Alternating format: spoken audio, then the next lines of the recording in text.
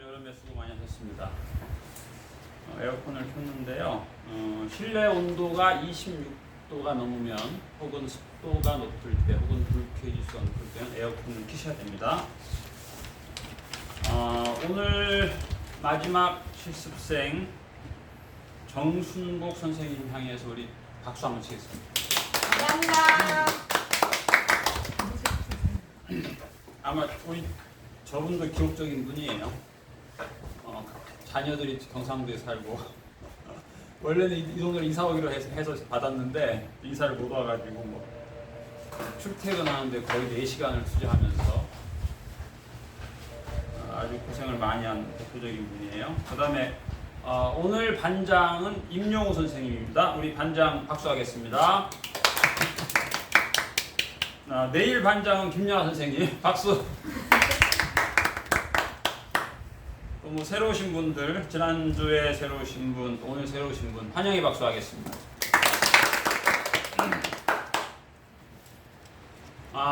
국회에서는 매주 법 개정이 이루어지고 있어요.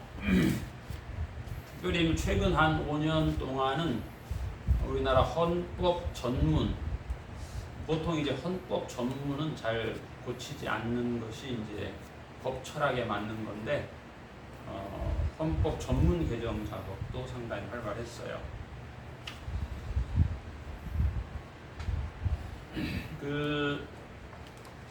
우리나라 헌법은 두 가지 기둥입니다. 하나는 프리덤, 하나는 데모크러시. 그래서 이제 자유라고 하는 기둥하고 민주주의라고 하는 두 기둥이 아주 중요하게 강조가 되는 게 재헌 헌법이에요. 그런데 이제 거기에 대한 굳이 뭐 이 두 개를 가질 필요가 있냐, 하나는 없어도 된다, 이제 그런 것이 이제 요즘의 주류 국회의원들의 생각인데, 또 거기에 대해서 좀 이제 저항이 있어가지고 지금 하나의 기둥을 없애기로 했다가 지금 못 없애고 있어요. 그게 자유라고 하는 자유. 자유라는 말은 없어도 된다. 데모크러시 안에 자유가 있으니까 굳이 그걸 있을 필요가 없다 해서 그걸 없애자고 몇 차례 최근에 2, 3년 동안 그랬는데, 그걸 왜 없애냐, 놔둬라. 그걸 없애게 되면 사회주의라든가 이제 공산주의 이론에 조금 밀접할 우려가 있다. 그래서 놔둬라 그래서 지금 현재 놔두고 있습니다. 특히 세법 개정은 굉장히 활발합니다. 세법 개정. 그래서 창업을 준비하시는 분 중에 창업을 좀 규모가 크게 준비하는 분들이 간혹 있어요. 우리 작년에도 300명 노인 사업을 준비한 분이 있었어요. 그런 분들은 복지학만 공부하면 안 돼요. 그런 분은 세법과 법제처에서 최근에 개정된 거 다 떠 있어요. 국회에서 개정되면 법제처에 바로바로 떠요. 그 법제처 홈피하고 익숙해야 됩니다. 왜냐하면 작년에 내 친구가 분명히 떼돈 벌었는데 그새에 법 개정이 돼요. 그래서 전혀 내 생각과 다른 상황이 펼쳐지는 거예요. 특히 노인사업 법 개정은 굉장히 활발해요. 그래서 예를 들면 아무개가 그 시설을 해가지고 그 원장 창업자가 한 달 순수입이 1,000만 원이라 소문 나면 바로 법 개정합니다. 왜냐하면 노인 사업에서 돈 벌면 안 된다. 이런 그 우리나라 원칙이 있어요.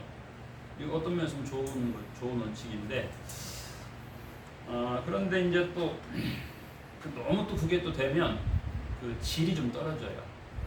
근데 이제 소득이 낮은 분들은 질이 낮아도 좋다 생각하는데, 또 소득이 높은 분들은 그래도 좀 나는 젊었을 때 고생 많이 했으니까 좀 질 높은 노인 서비스 받고 싶다, 그런 분도 있어요.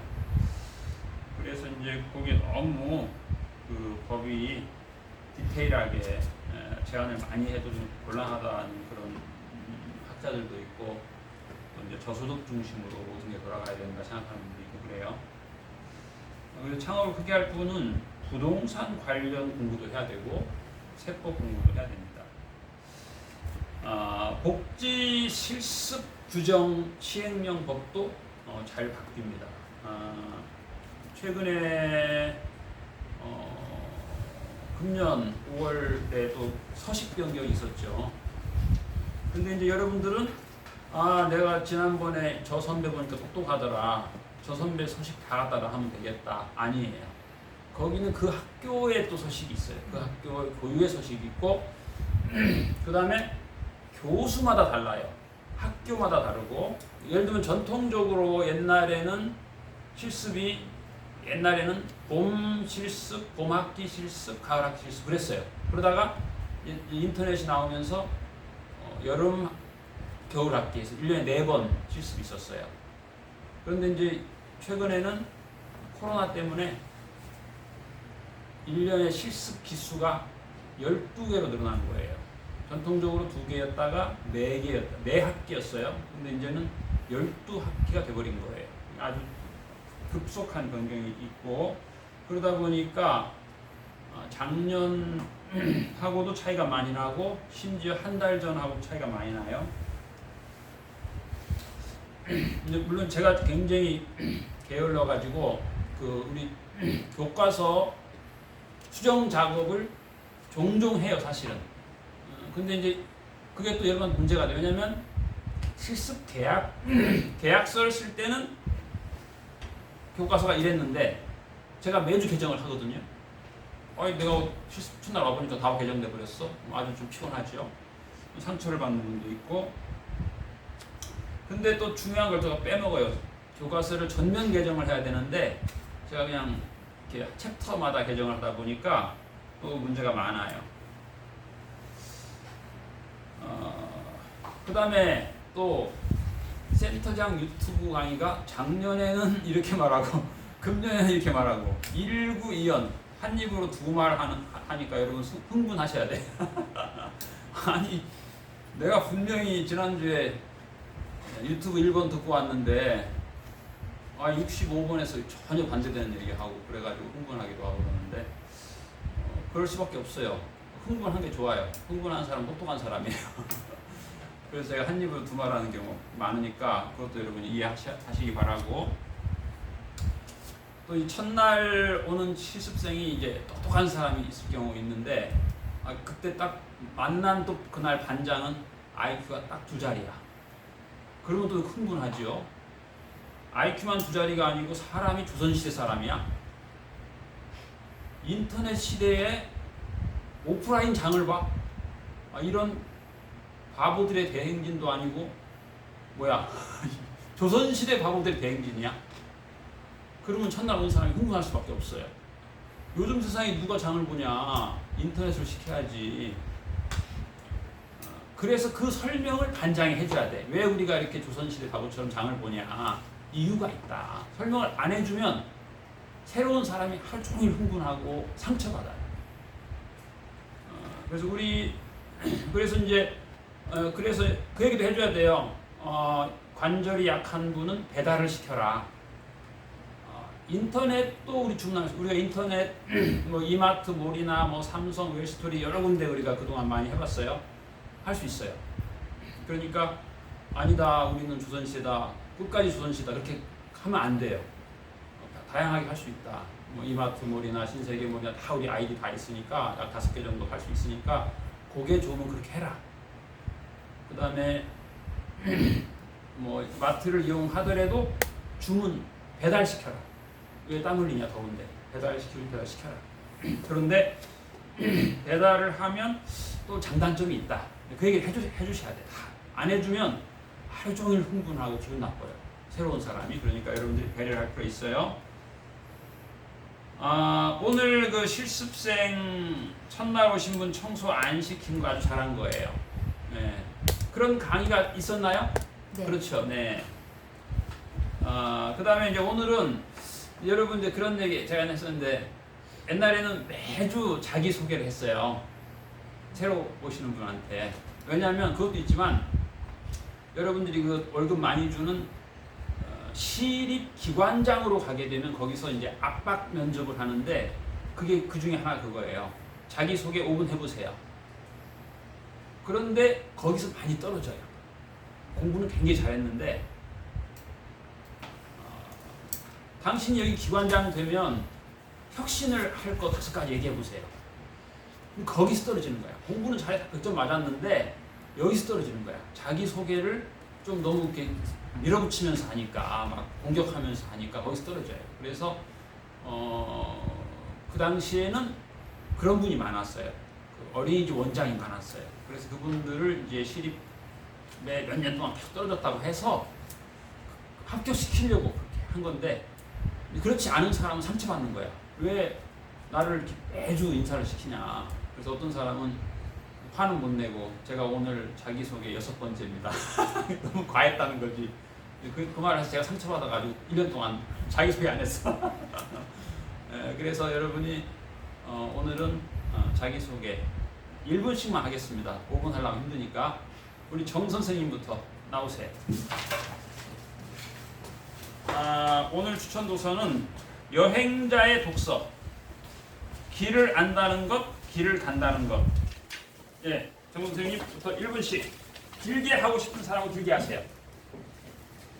안녕하십니까. 저는 정순봉입니다. 79년생이고요. 나이는 43살입니다. 요즘 자꾸 사람들이 몇 살이에요 물어보면 나이 숫자가 하나도 기억이 안 나고요. 그냥 무식해로 79 양띠인데요 라고 이 말이 나오더라고요. 40이 넘어가니까 이렇네요. 저는 지금 현재 하는 일은 화장품 제조회사에서 품질 관리 업무를 하고 있고요. 세세한 업무는 미생물 시험이랑 그 다음에 약액 제조, 그래서 총괄 관리를 하고 있습니다. 그 전에 여기 입사하기, 여기 제 전공은 아니고요.